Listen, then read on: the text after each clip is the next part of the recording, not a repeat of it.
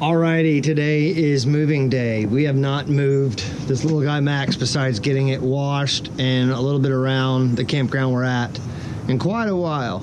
We're gonna head about an hour and 41 minutes south of here to FD Roosevelt State Park. It's the largest state park in Georgia. And we're meeting up with some little guy Max new owners, Brian and Laura. I've just been wrapping my head around, we used to do this all the time, and that's kind of why I want to make this video. The pressure, not necessarily pressure, but the mental checklist you have to make once you've been stationary for a while, and then you're starting to get back on the road, coming and going. So there's a lot of things I had to do today.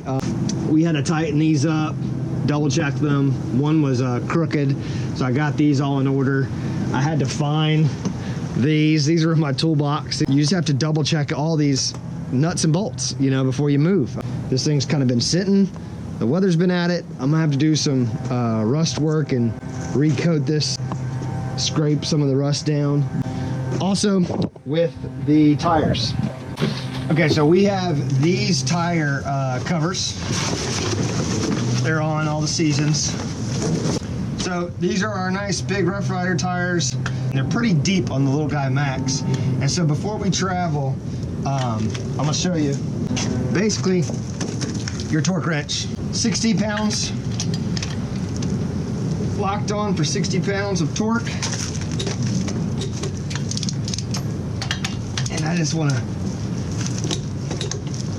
double check all of them. Make sure we're nice and tight.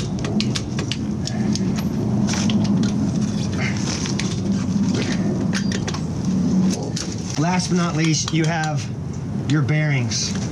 Inside this is another rubber piece. My key.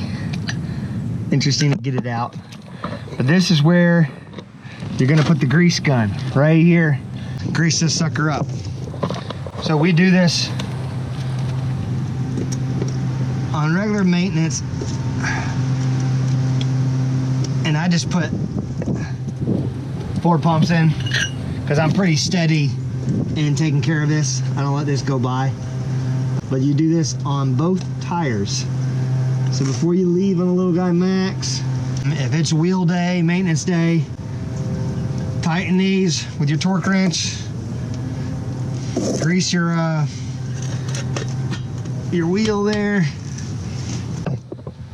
Besides checking air, which I'm about to do, these should be good, you would hope.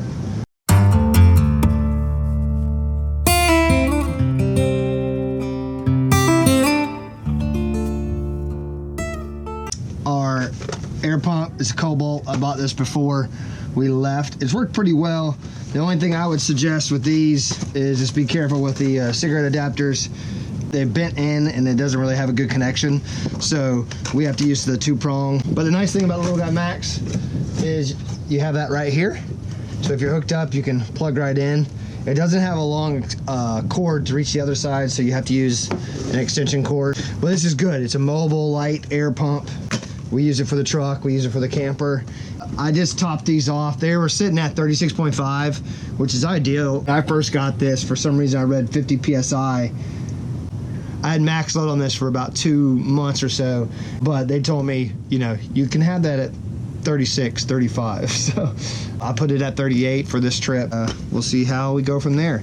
It'll be interesting to see how much it rises on the way driving. So the truck already has sensors on it. I'm sitting at 32 PSI on the back and 31 in the front. And so by the time we start driving, that gets up to your 33, 34, 35. So the truck is in good working order. But we are getting ready to head out. Let's see what else we can come up with on the checklist of things to do before leaving camp, moving to another camp.